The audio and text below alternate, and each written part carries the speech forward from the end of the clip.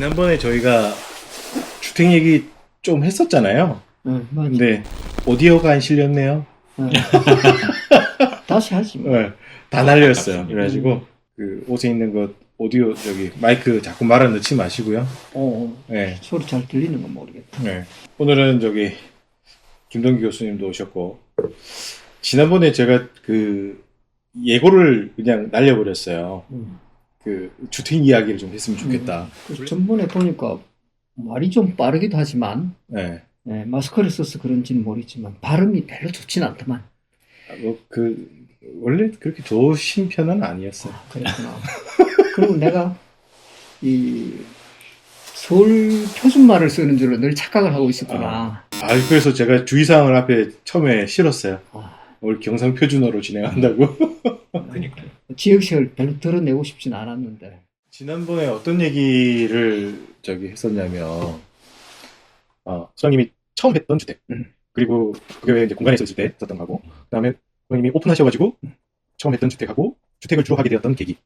한동안 주택을 많이 하셨잖아요. 그리고 또 소장님이 생각하시는 최고라고 생각하는 집. 그런 정도를 얘기하면서 조금 더 곁다리를 달면 되지 않을까? 뭐 그 생각을 했거든요.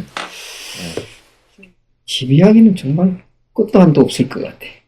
이게 우리가 이제 건축을 하기 전에 난 그림을 좀 그리는데 처음에 초기에 그 아그리빠라는 석고 대생을 했는데 그게 쉬운 대생인 줄 알았는데 해보니까 참 여러 가지 생각할 게 많은 그런 석고더라고요. 아그리빠의 전신상을 본 적이 없고 두상만 봤으니까 몰랐는데 전신상을 보니까 굉장히 역동적이었어요. 목 근육이라든지 이런 것들이. 그래서 우리가 너무 부분을 보고 전체를 못 보는 이런 경우가 건축을 하면서 참 많았더라고요. 그래서 첫 주택은 소망했던 거였는데 주택 프로젝트들이 거의 없었어. 뭐 누구도 이렇게 해볼 기회가 별로 없었어요. 근데 내가 굉장히 운이 좋았던 게 우리 입사 동기들 중에 내가 제일 먼저 주택을 하나 할 수 있게 됐던 거예요. 첫 주택이 성북동에 있는 대학 교수님 댁이었는데 무신장의 열정을 가지고 일을 할 수 있게 됐던 게 그 당시 사무실에 일이 별로 없었어요.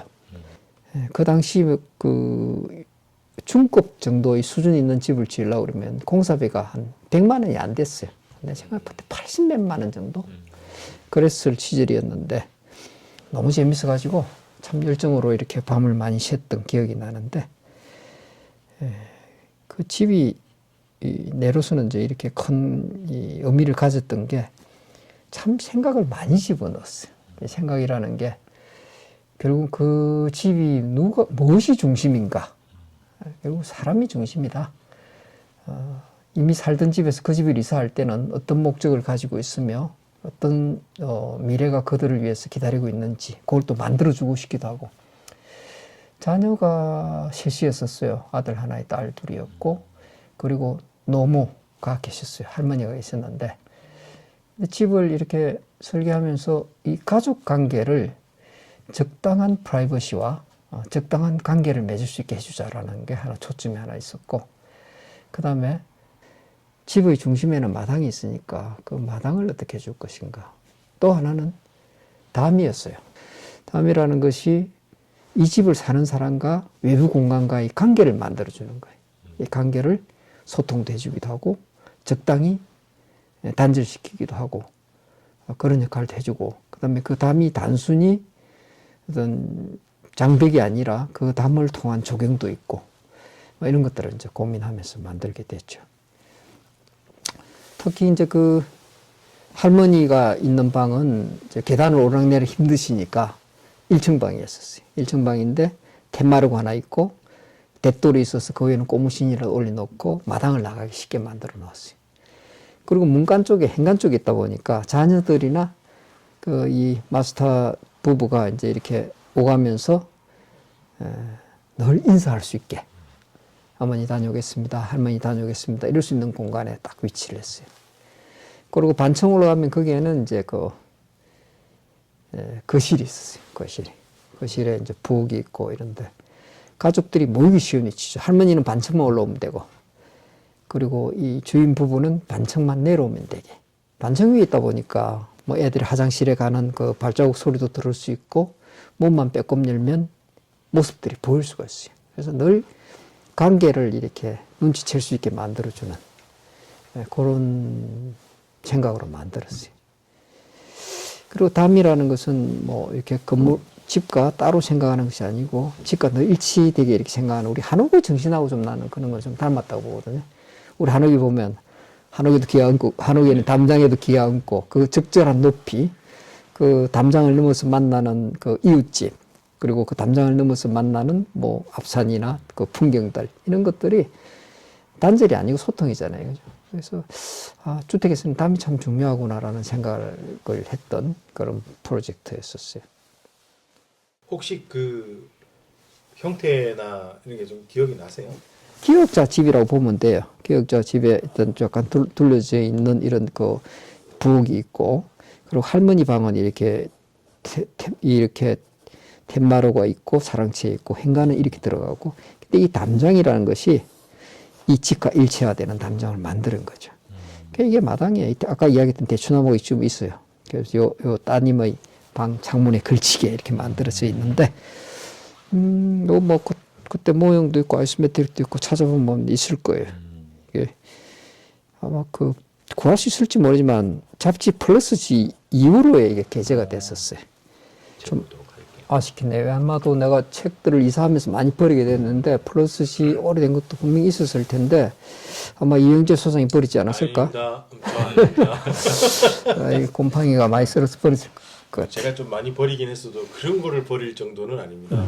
그래서 혹시나 성북동 그 이제 장소에 대한 기억이나 해석이나 아니면 그쪽에 대한 것도 있지 않으셨을까요? 성북동은 성곽도 있고 그다음에 이렇게 산이 있고 풍경이 좋잖아요, 그죠? 그래서 아마 그 풍경 속에 묻혀 들어가서 살려는 이런 단독주택들이 많았어요. 그 당시 내가 생각했던 거는 결국 건축은 큰 건물보다는 이런 그 도시 이면에 있는 사람들의 삶이 이렇게 잘 묻어나는 이런 공간들이 나는 정감 있고 너무 좋더라고. 거기에 주택을 설계한다는 거는 굉장히 의미가 있었어요. 근데 그 이후에 내가 이제 독립해가지고 주택을 하면서도 이 집에 대한 생각은 뭐 크게 다르지 않았었어요.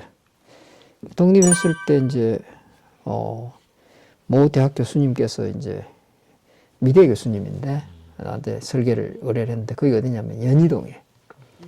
그 대개는 집을 짓고 나면 당호를 짓잖아요, 그죠? 당호는 대개 이제 집주인이 짓거나 아니면 좀 주변에서 이렇게 장명 실력이 높은 사람이 지어주거나. 근데 나는 이제 그 집을 나보고 지어달라고 그러길래 그 집을 지으면서 있었던 에피소드들. 그분이 나한테 처음 부탁할 때는 너무 간단했어요. 저 돈도 없어요. 땅도 작아요. 그래놓고는 요구사항들은 땅은 작은데 마당은 컸으면 좋겠다. 뭐 작업장도 이렇게 커야 되고 뭐 밑에 또 가마도 있어야 되고 가끔씩 오는 어머니를 위한 방도 하나 더 있어야 되겠고. 그래서 이게 혀는 짧은 사람이 침은 멀리 뱉고 싶다고 하는 그런 농담을 내가 자주 했지. 근데 그런 이야기를 별로 기분 나쁘게 듣진 않더라고. 그래서 내가 이제 혹시 혀가 짧다는 이름으로 지으면 어떨까요? 해가지고 단설이라고 지었어요. 내가 개업하고 난 첫 프로젝트가 단설이에요. 이게 주택으로서 첫 프로젝트인가요? 주택으로서 개업하고 나서 주택으로서 첫 프로젝트가 단설이었어요. 1900년대죠. 2000년이 되기 전에 1999년도 네. 그때쯤 지어진 걸로. 네. 근데 그 기억이 나는 게 이제 그 언덕 위에 그 집이 보니까 북한산이 보이는 거예요. 네. 멀리 내다볼 수 있는 풍경과 가까이는 이웃집이 보니까 기와지붕이었어요. 그 뒷집에는 또 이렇게 마당 조경이 좋더라고. 그래서 마당을 넓게 해주는 방법이 뭘까 고민하다가 뭐 짱구로 지어야지 2층을 크게 지으면 되겠지 하고 2층을 좀 크게 짓고 1층을 이렇게 작업실만 들어가니까 좀 작게 짓고 그 다음에 지하 공간을 만들었는데 경사가 급했어요.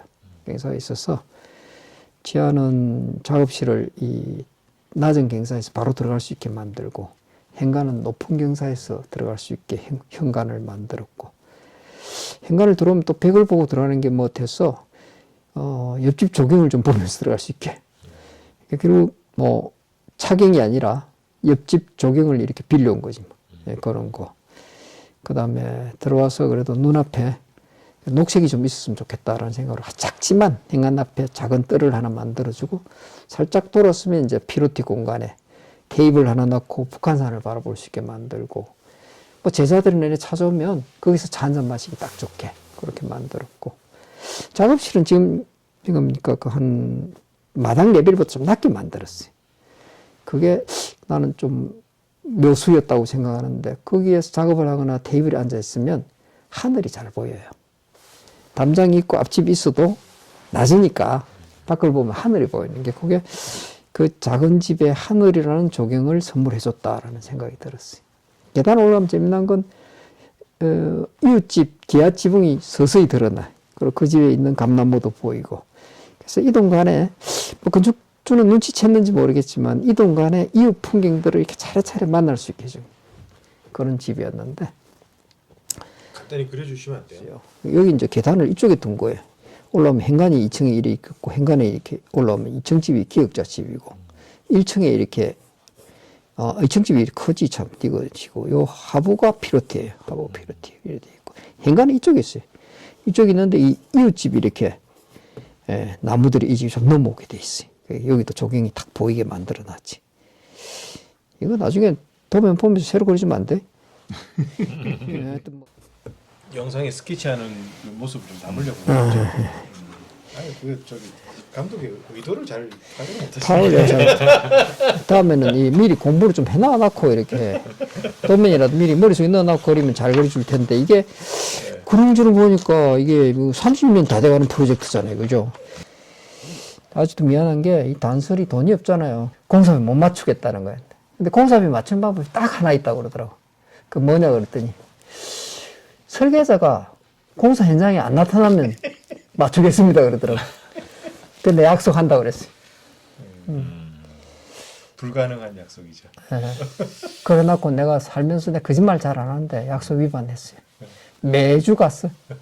어떨 때는 뭐 매주가 아니고 거의 매일 갔다시피도 했고. 아니 그때만 해도 저기 사무실이 강남구 신사동에 있을 예, 때잖아요. 멀기도 하지. 네. 그래서 매주 갔지. 그게 아니라 지금 마포였으면 매일 갔지. 매일 갔을 것 같은데. 네, 내일이죠.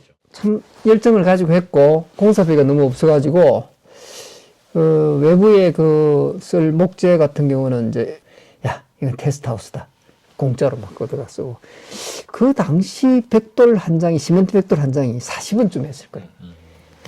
예, 외장재를 시멘트 벽돌 40원짜리 썼어요. 열심히 해서 만들긴 했는데 하여튼 그 집이 건축주도 이렇게 좋아했고 뭐 활용도 잘하고 있는 걸로만 그 뒤에 뭐 몇 년간 계속 연락하다가 지금은 연락을 안 하고 지내는데 아마 지붕 갈 때가 다 됐을 텐데. 난 집 이야기 하면 이 집은 저도 할 얘기가 많습니다. 근데 이 미안합니다. 주택이 일본 경험을 하시고 나서 지으신 건가요? 아니요, 일본 가기 아니에요. 전에. 그 전에요.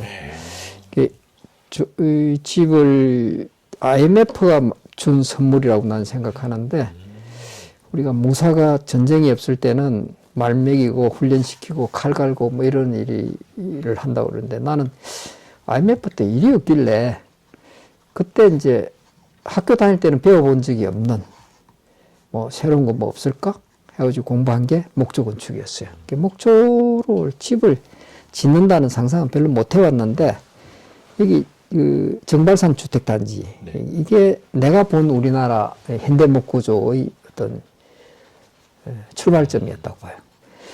다들 아파트를 선호하고 그런데 이게 단독주택에 살겠다는 사람은 생각이 좀 다른 사람이에요. 난 처음엔 저 영화 세트 짓는 줄 알았어요. 그냥 유약해 보이더라고요. 근데 막상 동네가 다 만들어지고 나니까 소위 말하는 그 미국 카다라고 하우스 같은 그런 집들이 이제 동네에 쫙 생겼는데 근데 뭐 의외로 기여도가 높더라고. 거기서 영화 찍으러도 오고 뭐 그 장소가 유명한 장소가 되더라고요. 그리고 거기 사는 사람들 중에 아는 분이 계셔서 한번 가서 경험을 해봤는데 막상 남의 집을 내가 연습으로 목조를 짓는다는 거는 자신이 안 생기더라고요. 그런 고민한 중에 나는 강남의 아파트에 전세로 살고 있었는데 내 집을 짓고 살아보고 싶고 아파트에 산다는 것은 내가 꿈꾸던 삶이 아니었었어요. 애들을 단독주택에서 키우고 싶더라고. 좀 안 팔릴 것 같고 제일 못생긴 땅을 나한테 준 건지 이 갱사진 땅을 3년간 무상으로 빌려주겠다고 그래서 그 말 믿고 내 집을 지은 거예요. 지었는데 참 자신이 처음엔 없었어요. 그래서 내가 그 당시 뭐 사무실 거의 접다시피 하고 이 현장에 가서 일을 했었어요.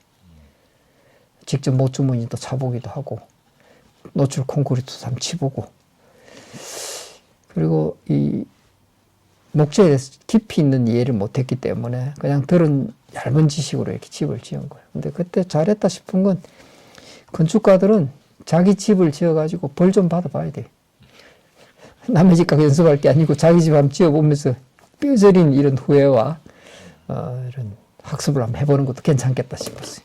이 집을 지을 때 저희도 많이 배웠거든요. 저희도 어차피 소장님도 목조가 처음이지만 저희는 더더욱 처음이었으니까. 그럼 소장님이 여기 계실 네. 때 하신 거네요? 네. 아. 여기 지금 2층 이게 4.8m거든요. 요거 콘크리트 저기 노출 칠 때 그 나무망치로 벽 두들기고 기보 빼느라고 저희가 그때 와서 다 했었어요. 아, 하셨구나. 정말 우리가 이제 아는 지식을 다 동원했어요. 대나무로 이렇게 탁 심어가지고 이렇게 거품 올라오게 뽀록뽀록 빼올리고 그 진짜 한 방에 잘 쳤어요. 네. 콘크리트 너무 잘 쳤고 목수들도 고생했고 없던 기초도 만들었잖아요. 네.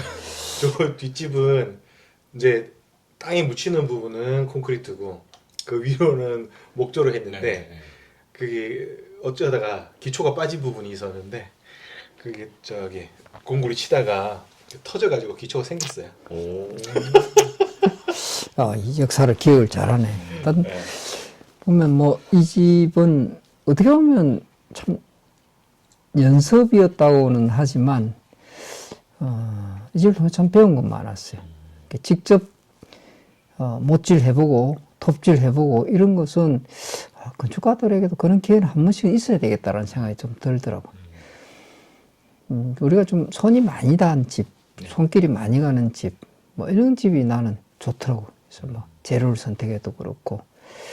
그래서 이 집 할 때, 지을 때 직원들이 와서 콘크리트도 같이 이렇게 노출 콘크리트도 같이 한번 치보고, 목조 작업할 때는 내가 와서 타카도 한번 쏴보고 망치질도 해보고 이랬는데 그런 기억들이 이제 집 구석구석에 숨어 있는 거죠.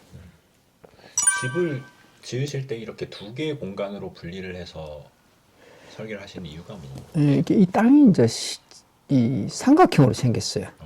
그리고 갱사는 낮은 쪽하고 높은 쪽하고 약 8.5m 정도의 갱사가 있는 땅이고, 갱사도 적절히 이용해야 되지만 무엇보다도 소중하게 생각한 건 뭐냐면 기존에 있던 자연의 잘 보존해가면서 집을 지어보자라 생각했어요. 배치도 그릴 때 나무 위치를 다 잡았어요. 원래 나무. 이게 나무가 직경이 한 20cm 가까이 되는 나무는 가나면 손대지 말자. 정 안 되는 건 옮기자. 아주 굵은 중심이 되는 나무 한 대꾸루는 아예 손을 대지 말자 해가지고 배치를 그릴 때 그 나무들과 이렇게 사이사이 끼워 넣어서 배치를 그렸어요. 집을 다 짓고 나서 보니까 이 나무들이 데크 사이로도 자라고 집 옆에 붙어 있기도 하고, 이게 한 25년 지나니까 나무가 엄청 커졌어요. 그래서 그 데크 구멍을 몇 번이나 다시 뚫었는지 몰라. 자꾸 키워줘야 되니까, 이러면 덩치가 커지니까. 처음에 우리 집 앞에 까치집도 하나 있었어요. 이 까치는 기가 찬 건축가더라고. 살다 보니까 우리가 사니까 밤에 불도 켜놓고 이러니까 불편하지. 그러니까 이사를 가더라고. 그 자기 집을 지었던 그 철사도 있고 뭐 그 안에는 별로 없는 게 다 있더라고. 나뭇가지도 있고. 그런데 그걸 하나 옮겨서 이사를 가더라고요. 재료를 재활용하는 거예요. 오, 재미났대. 그 새들은 다 건축가구나. 우리는 배워야 하는데 이놈들은 그냥 아는구나. 대개는 이제 박공 지붕을 많이 하는데, 나는 이걸 그냥 외경사로 만들었던 이유가 전체적으로 땅이 이렇게 기울어져 있으니까 집이 그냥 땅에서 약간 솟아오르는 것처럼, 지붕이 마치 이 한 장의 카드를 올려놓은 것처럼 가볍게 보이면 좋겠다. 전통 한옥의 사실은 지붕이 차지하는 부분이 2분의 1이잖아요. 그죠? 무겁고 크지만 가볍게 보이려는 노력으로 안곡을 주잖아요. 그죠? 양쪽 날개를 쳐드는 것 같이. 그리고 약간 하늘을 향하고 있는 그런 어떤 순수한 조형을 만들려고 그랬듯이 가볍게 날개처럼이 아니고 카드 한 장 올려놓은 것처럼 하면 어떻겠나 해서 그래서 지붕을 이렇게 외형사로 카드처럼 만든다고 생각하고 만들었어요. 그때 당시에 우리 스타디 모형 많이 만들었죠. 네.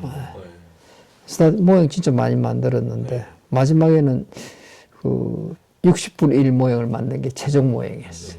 디테일까지 다 만들어서 그래서 그거는 디테일들을 도면이 이 집은 별로 없어요. 도면은 아마 집을 뜯으면 깨놓을 거예요. 합판에다 1대1로 그린 게 많아가지고 현장 와서 많이 그리는 거예요. 목수들 불러가지고 합판에도 이렇게 매직으로 그려서 디테일을 이렇게 합시다 라고 정하기도 하고 잘 모르니까 그 당시에는 현장에서 이렇게 판단해야 될 일이 좀 많더라고. 무엇보다도 이제 기성품을 좀 안 쓰고 싶은 게 이제 되게 건축가들의 생각인데 안 쓰는데 좀 가격은 좀 돈은 좀 덜 들었으면 좋겠고 뭐 그런 욕심이 작동해가지고 디테일을 많이 그리게 되는 거예요. 좋은 걸 그리려고가 아니고 내 집이니까 경제성과 그리고 기성품과 약간 다른 그리고 좀 더 디자인된 그런 걸 만들어 보고 싶어서 이렇게 노력은 했는데 세월이 지나고 보면 뭐 그것도 후회되는 것도 많고 그래서 그 후회가 다른 집에 이제 또 다른 집 설계하는데 좀 도움이 되고 뭐 그랬던 게 아닐까 생각도 들어요. 그렇죠. 이게 뭐 집에 대한 생각을 참 그다음부터는 많이 하게 되더라고요. 그래서 이게 단독주택이라는 것은 그 집이 놓이는 장소 그리고 집을 쓰는 사람에 따라서 너무 다양하잖아요. 영화 감독하고 이 건축가하고 좀 닮은 점이 좀 많다라고 생각하는 게 물론 영화도 뭐 여러 이런 분야가 참여해서 하잖아요. 뭐 특수효과도 있고 촬영도 있고 조명도 있고 편집도 있고 시나리오 쓰는 사람 따로 있고 그렇듯이 우리 또 보면 하는 일이 건축가들의 이야기는 되게 건축가가 하는 일이 영화로 치면 감독 같은 일이죠. 근데 무엇보다도 좀 그 건축하고 닮았던 점이 있다고 그러면 뭐 일종의 폭력이라면 폭력이지. 불 다 꺼버리고 스크린만 봐라. 너희들은 지금부터 내가 생각하는 풍경을 보는 거야. 근데 이전에 봤던 우리가 그냥 맨눈으로 가서 아무 생각 없이 봤던 등산 가다가 봤던 풍경하고 이렇게 감독이 의도하는 풍경하고는 다르다는 거죠. 그래서 이게 집을 지을 때도 주변과의 관계가 중요하다고 생각한 거는 마치 영화 감독이 스크린을 잡아내듯이 건축을 통해서 스크린을 잡아내는 행위라고 나는 보거든요. 그 풍경이 이전에 집 있기 이전의 풍경하고 집을 통해서 다시 만나는 풍경은 다르다라는 거죠. 그걸 어떻게 연출해내느냐에 따라서 그 집의 수준이 달라지는 게 아닌가 그런 생각이 좀 많이 들어요. 뭐 결국 그 이야기 하려면 창문 이야기도 해야 되겠고 문 이야기도 해야 되겠는데 풍경을 어떻게 조율하느냐 그 창문이 굉장히 큰 역할을 하듯이 현대 창문이 단순히 기능만 하는 것이 아니라 영어로 이 창문은 윈도우라고 쓰잖아요. 그죠? 이 윈도우라는 것은 이 윈도우 플러스 아이더라고. 이게 공기가 소통하고 눈으로 본다. 이게 초점이 있는데 우리가 쓰는 이 창은 참 재미난 게 한자로 쓰면 빌공자 밑에 마음심을 써요. 이게 왜 마음심을 썼을까? 이게 굉장히 중요한 포인트라고 나는 생각하는데 이게 바람이 들어오고 눈으로 본다. 이런 차원은 굉장히 1차원적인 생각이죠. 근데 마음심이 들어가면서부터 생각이 달라지는 거예요. 고은 최치원 선생님의 시에 그런 게 있어요.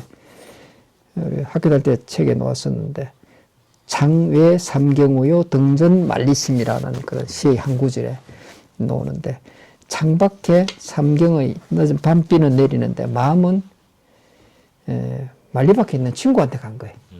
그거 책에는 뭐 유학 시절에 고향이 그리워 쓴 시라고 그러는데 내 생각엔 그럴 리 없다고 생각이 되는데 귀국해서 이분이 육두품이잖아요. 그죠? 성골, 진골 빼고 나면 이렇게 자기가 가지고 있는 재능을 당나라에서는 인정받고 잘했을지 모르지만 이게 조국에 돌아와서 인정을 못 받는 거예요. 그 세로 소지엄이라는 것이 앞구에 절이 있거든. 세상에 나를 알아주는 사람이 없구나라는 한탄을 해요.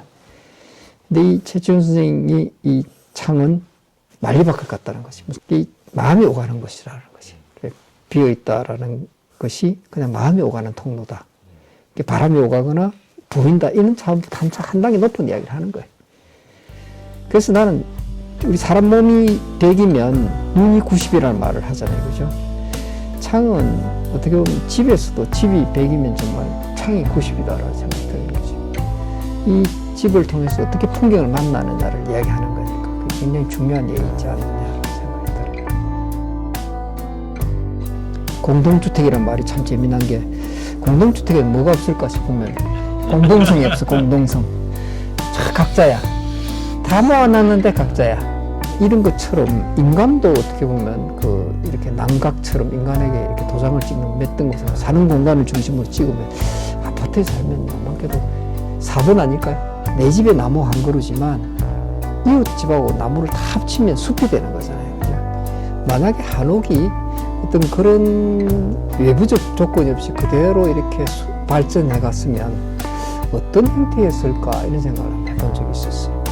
근데 이분이 설계했는데 본인은 그 집 별로 자랑스럽게 생각 안 하는지 별로 안 내세우는데 나는 그 집이 보면 볼수록 좋았던 이유 중에 하나가 전통이 별로 이렇게 간섭받지 않고 성장했으면 이런 집이지 않을까.